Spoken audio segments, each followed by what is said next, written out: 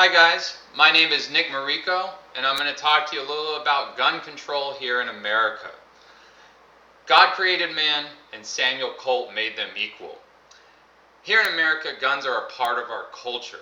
Our founding fathers wrote them into the Constitution because of the American Revolution. In 1776, James Madison created the Second Amendment that said, "A well-regulated militia being necessary to the security of a free state, the right of the people to keep and bear arms shall not be infringed upon." This is to stop any kind of tyrannical government that might rise up against us in any kind of way.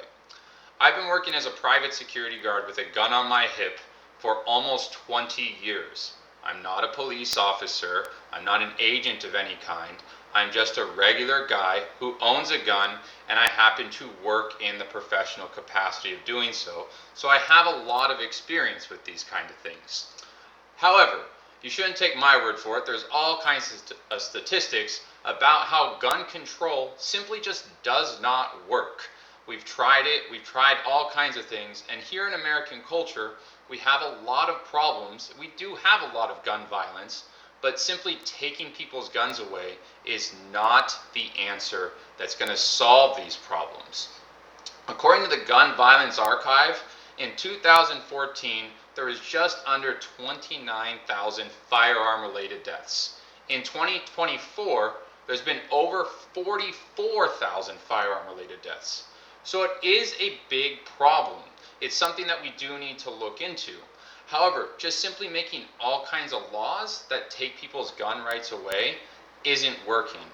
Since 2012, there's been over 700 new laws against guns, so taking guns away from people. So we're already creating new laws, and more people are dying from gun violence. So it's not the problem that taking the guns away from people is suddenly going to magically solve the problem.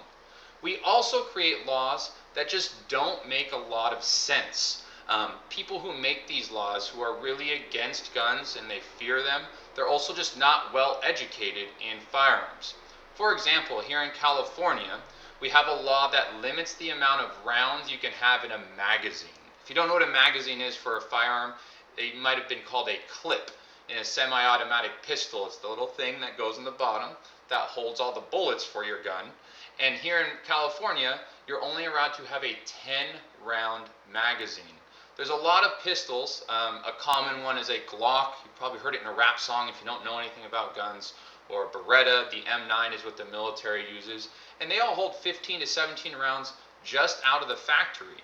Politics has called these high-capacity magazines, and they limit us to 10 in California.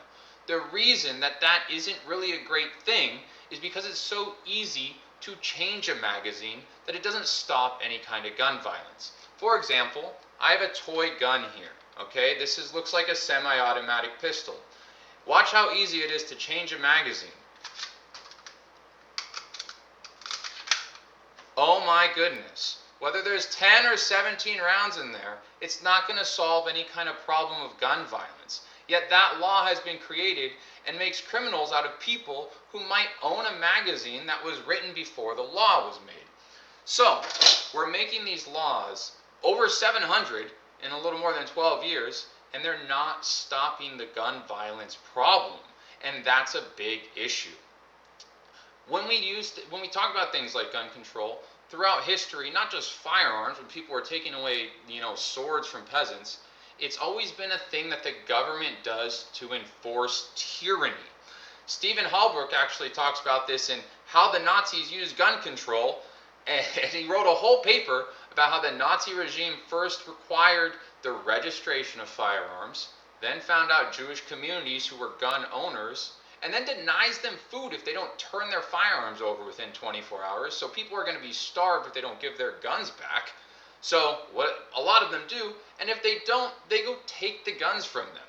It literally started this chain reaction about how Jewish community couldn't defend themselves from Adolf Hitler's regime.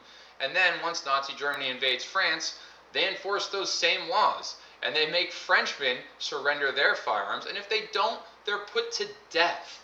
So gun control is something the government does to limit the people. and it's a huge problem. Now, I am the epitome of the Second Amendment right, defending tyranny. I work in it as a professional.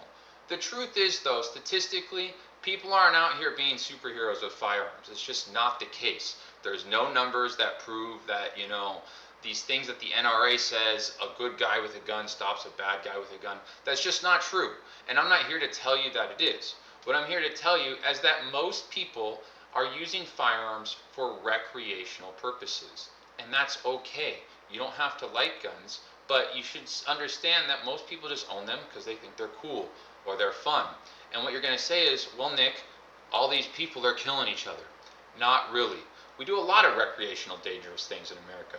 For example, most people over the age of 21 participate in alcoholic activities. And there's nothing wrong with that. When I say alcoholic, I don't mean you are an alcoholic. I mean you happen to drink alcohol with your friends and enjoy yourselves. Now, I just told you about 44,000 people died in 2024 of gun-related incidents in one way or another. That's a lot. It's a problem. But guess what? 178,000 people died from alcohol-related incidents, according to the National Institute of Alcohol Abuse and Alcoholism. That's huge. There's a ton of people dying in drunk driving accidents, over drinking, alcohol poisoning, some sort of thing. There's over 220,000 alcohol-related emergencies, and then 178,000 of those people die. So you have recreational gun use on one hand, and then recreational drinking on the other. One is a much bigger problem for mortality rate here in America. It's huge. It's not great. However, should we make laws that take away alcohol away? Guess what? We tried that in the 1920s for Prohibition. You know what that did? It spawned organized crime in America. I'm sure you've all seen a mafia movie, Goodfellas, something like that. Oh man, so cool. Now we have all kinds of criminals running around America because we took booze away. Can you imagine what would happen if we take guns away? People are just going to break the law. 1,300 more gangs spawned in the mid-20s because of prohibition against alcohol. So if we try and do the same thing with firearms, again, it's not going to solve the problem. It actually just creates more crime. We've seen that happen.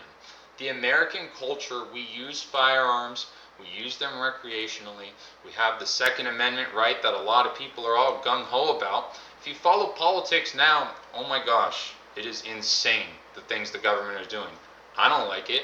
I'm not a police officer. I'm not a government agent. But I don't want them to kick in my door and tell me what to do and infringe on my rights. And I don't think anybody should allow that to happen.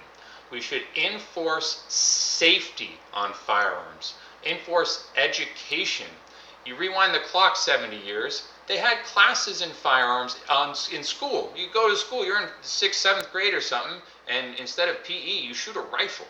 And that was okay. And people were not having firearm issues back then. We've created more laws, more restrictions, and more people are dying because of it. So to create these gun control laws and make these things stricter is not the answer. You can look at it historically. Gun deaths are rising as we have more laws. What we need is education, safety procedures. Guns are part of American culture. They're here to stay, and that's okay. We just have to kind of embrace it.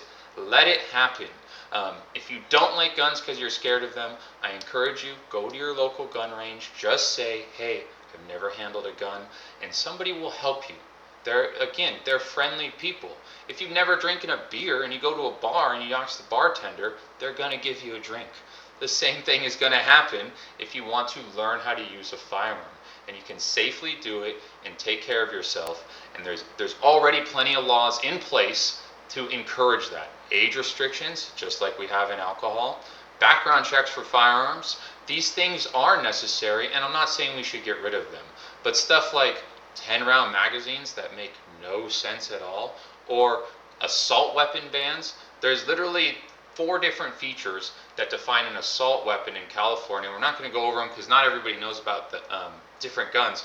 But the point is, you can have a gun with those features and the exact same gun without them. A lot of people have heard of an AR-14. There's also something called a Mini 14.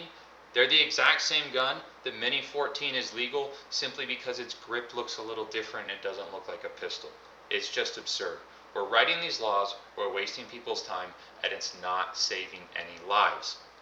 What I encourage everyone to do, look into firearm safety, learn from friends and family, teach your children about it, and just grow up knowing what to do if somebody finds a gun, knowing how to avoid gun violence, and protect yourselves and your loved ones.